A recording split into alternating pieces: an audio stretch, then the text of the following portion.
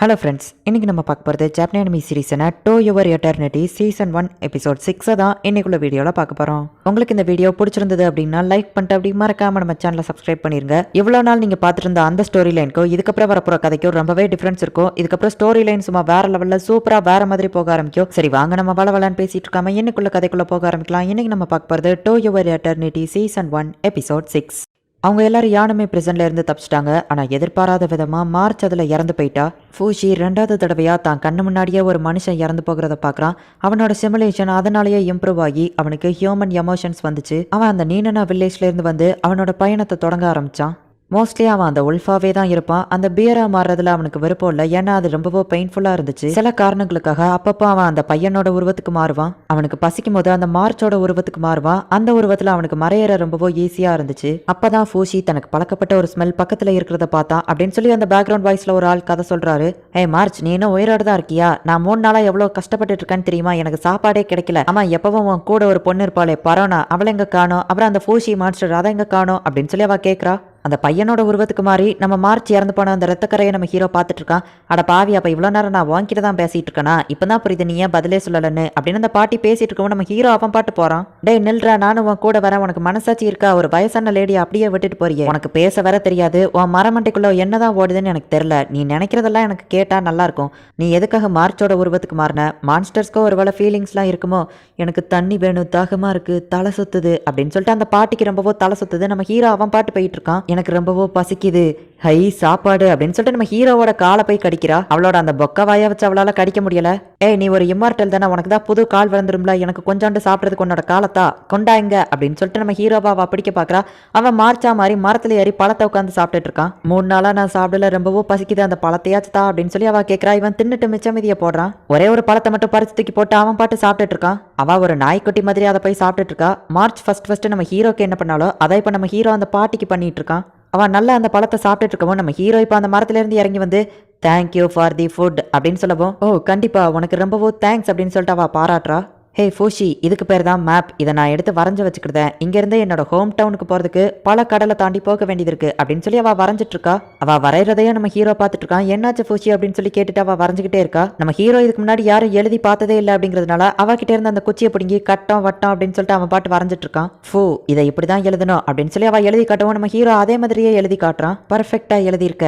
உனக்கு அப்போ நிறைய கற்றுக்கிடணும்னு ஆசையா இருக்கா? நான் உனக்கு கற்றுத்தரேன், பதிலுக்கு நீ என்ன டேக் கேர் பண்ணிக்கிடணும் அப்படின்னு அவள் சொல்றா. இப்போ மார்ச் அப்படிங்கிறத அவ எழுதி காட்டுறா. அப்புறமா ஃபூஷி அப்படிங்கிறது இதுதான் உன்னோட பேர் அப்படின்னு சொல்லிட்டு எழுதி காட்டுறா.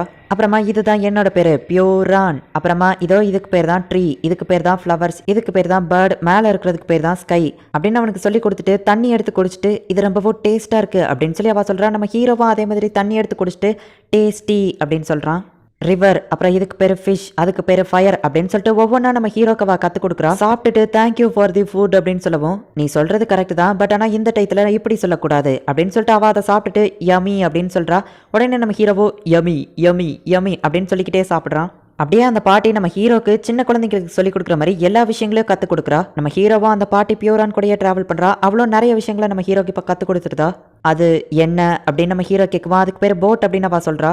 அது போட், இது ஃபிஷ், இது ஃப்ரூட் அப்படின்னு சொல்லிட்டு நம்ம ஹீரோ இப்போ நிறைய விஷயங்களை கற்று வச்சிருக்கான். நீ இப்போ நிறைய விஷயங்களை கற்றுக்கிட்ட ஃபூஷி, இது எல்லாத்துக்குமே மார்ச்சுக்கு தான் தேங்க்ஸ் சொல்லணும் அப்படின்னு சொல்லி அந்த பாட்டி சொல்லவும், நான் வளர்றதுக்கு காரணம் மார்ச் தான் அப்படின்னு அவன் சொல்றான். மார்ச்சை மீட் பண்றதுக்கு முன்னாடி நீ என்ன பண்ணிட்டு இருந்தேன்னு உனக்கு ஞாபகம் இருக்கா அப்படின்னு சொல்லி அவ கேட்கவும், நான் ரொம்ப தூரம் நடந்து வந்துகிட்டே இருந்தேன். அப்போ ஒரு பையனை மீட் பண்ண, எனக்கு அவன் யாருன்னு தெரியாது.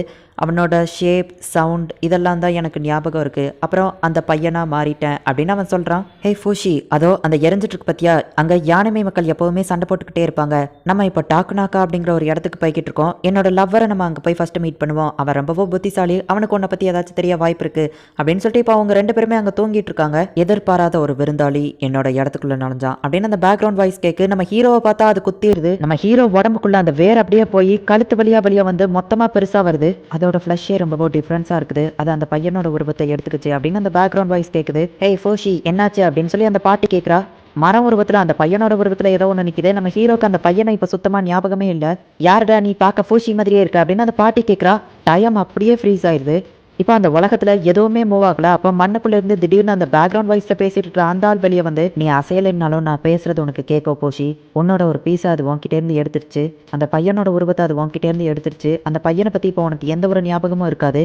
ஆனா ஒரு எம்டினஸ் இருக்கிறத உன்னால உணர முடியும். இப்போ இருக்கிற உன்னோட அறிவுக்கு ஏற்றபடி சொல்லணும்னா, அங்க நிக்கிறது உன்னோட எதிரி. அதை நீ இப்ப கொல்லணும். அது ஒரு ஃபெயிலியர் கிரீச்சர். அதனால எந்த ஒரு அனிமலாவும் மாற முடியல. ஆனா அதுக்கு திருடுறது மட்டும் தெரியும். அதை நீ அழிக்கிறதுக்கு அதோட சென்டர்ல ஒரு கோர் இருக்கும். அதை நீ டெஸ்ட்ராய் பண்ணிட்டா நீ இழந்த ஃபார்மையும் திரும்ப அடைஞ்சிடலாம் அப்படின்னு சொல்லி அந்த பேக்ரவுண்ட் வாய்ஸ் பேசுறது நம்ம ஹீரோக்கு இப்ப கேக்குது. பரவாயில்ல, சூப்பரா தான் சண்டை போடுது அப்படின்னு சொல்லிட்டு அந்த பேக்ரவுண்ட்ல பேசுற அந்த ஆள் இப்போ அதை பார்த்துட்டு இருக்காரு. பக்கத்துல வராதீங்க அப்படின்னு சொல்லிட்டு ஃபோஷி இப்போ அந்த ஓனிகுமாவா மாறினா. மரம் மாதிரி இருக்கிற அந்த கிரீச்சர் நம்ம ஹீரோ கிட்டே இருந்து திருடுன அந்த ஃபாக்ஸ் ஃபார்முக்கு மாறுது. அது ஒரு ஃபெயிலியர் கிரீச்சர்ங்கிறதுனால அதால ரத்தமும் சதையுமா எந்த ஒரு அனிமலாவும் மாற முடியல. ஆனா அதுக்கு தெரிஞ்சதெல்லாம் திருடுறது மட்டும்தான் அப்படின்னு சொல்லி அந்த பேக்ரவுண்ட் வாய்ஸ் ஆள் எப்பவும் போல பேசுறாரு. அப்படிதான் ஃபோஷி, நீ அதோட கோரை பார்த்துட்ட, அதை தான் நீ அழிக்கணும் அப்படின்னு சொல்லி அந்த பிளாக் கலர் ஆள் சொல்றாரு. நம்ம ஹீரோ கிட்டே இருந்து அது எல்லா உருவத்தையும் திருடிட்டு இப்ப கடைசியா இருக்கிறது மார்ச்சோட உருவம் மட்டும்தான். இப்போ அந்த கிரீச்சர் நம்ம ஹீரோவை அட்டாக் பண்ண ட்ரை பண்ணிட்டு இருக்கு. மார்ச்சோட உருவம் மட்டும் போயிடுச்சுன்னா அவ்வளவுதான். ஏன்னா நம்ம ஹீரோ கிட்ட பேலன்ஸ் இருக்கிறதே இந்த மார்ச்சோட ஒரே ஒரு உருவம் மட்டும்தான். கரெக்டா நம்ம ஹீரோ இப்போ அந்த கோர் பக்கத்துல போயிட்டு அதை இழுக்க ட்ரை பண்றான். அந்த கிரீச்சர் நம்ம ஹீரோவை இப்போ பிடிச்சி இழுத்துருது. நம்ம ஹீரோ அந்த கோரை விடவே இல்லை. ஜஸ்ட் மிஸ்ல நம்ம ஹீரோ தப்பிக்கிறான். அந்த மரம் மாதிரியான இருக்கிற கிரீச்சர்ட்ட இருந்து அந்த கோரை பிடுங்கின உடனே அது என்ன ஷேப்ல இருந்துச்சோ அதே ஷேப்க்கு மரமாவே மாறிடுது.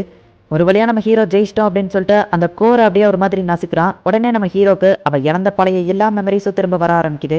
அந்த ஓனிகுமா, அந்த பையன், அப்புறம் அந்த உல்ஃப் எல்லா மெமரிஸுமே நம்ம ஹீரோக்கு ஞாபகம் வந்த உடனே அவன் கொஞ்சம் ஹாப்பி ஆகுறான். நம்ம ஹீரோ திரும்ப அந்த பையனோட உருவத்துக்கே வந்துருக்கான். அப்போ அந்த பிளாக் கலர் ஆள் அந்த இடத்துக்கு வருவோம். நீங்க யாரு அப்படின்னு சொல்லி அவன் கேட்கவும், நான் தான் உன்னை கிரியேட் பண்ணுவேன். இந்த உலகத்துல உன்னை விட்டதுக்கு ஒரு காரணம் இருக்கு. நீ நிறைய இன்ஃபர்மேஷனை கலெக்ட் பண்ணணும். இப்போதைக்கு உனக்கு புரியுற மாதிரி இதை மட்டும் தான் என்னால் சொல்ல முடியும். நம்மளோட அப்ஜெக்டிவை தடுக்கிறதுக்காக தான் அந்த கிரீச்சர் வந்திருக்கு. நீ நிறைய விஷயங்களை போக போக கற்றுக்கிடுவ. திரும்ப நம்ம மீட் பண்ணலாம் அப்படின்னு சொல்லிட்டு அந்த ஆள் மறைஞ்சு போயிருந்தாரு. ஹே ஃபூஷி, உனக்கு என்னாச்சு அப்படின்னு சொல்லிட்டு பியூரான அந்த இடத்துக்கு வந்து கேட்கவும், நம்ம ஹீரோ அப்படியே அமைதியாக இருந்துட்டு, எனக்கு ஒன்றும் இல்லை அப்படின்னு சொல்லிட்டு நம்ம ஹீரோ சொல்கிறான். இப்போ அந்த லவ்வரோட வீட்டுக்கு அந்த பாட்டி போகிறா. நான் திரும்ப வந்துட்டேன், அந்த கிழவன் அங்கே காணும். நீங்கள் 2 பேருமே எனக்கு கடமைப்பட்டிருக்கீங்க. நான் உங்களுக்கு ஒரு கிஃப்ட் கொண்டு வந்திருக்கேன். அதுதான் இந்த இம்மார்டல் கிரீச்சர் அப்படின்னு அவள் சொல்கிறா. இந்த இடத்துல இந்த எபிசோட் முடியுது. இதுக்கப்புறமா கதை ரொம்பவும் டிஃப்ரெண்ட்டாகவும் சூப்பராகவும் போக ஆரம்பிக்கும். நெக்ஸ்ட் எபிசோட நீங்கள் எப்படி புரிஞ்சுக்கிட போறீங்கன்னு தான் எனக்கு தெரியல. பொறுமையாக பாருங்கள், போக போக கண்டிப்பாக உங்களுக்கு புரிய ஆரம்பிக்கும். அண்ட் ரொம்பவுமே அது சூப்பராக இருக்கும். ஸோ மிஸ் பண்ணாமல் பார்த்து என்ஜாய் பண்ணுங்கள். அண்ட் உங்களுக்கு இந்த வீடியோ பிடிச்சிருந்தது அப்படின்னா லைக் பண்ணிட்டு அப்படி மறக்காம நம்ம சேனலை சப்ஸ்கிரைப் பண்ணிருங்க. Thank you for watching. Bye guys. Next episode la meet பண்ணலாம்.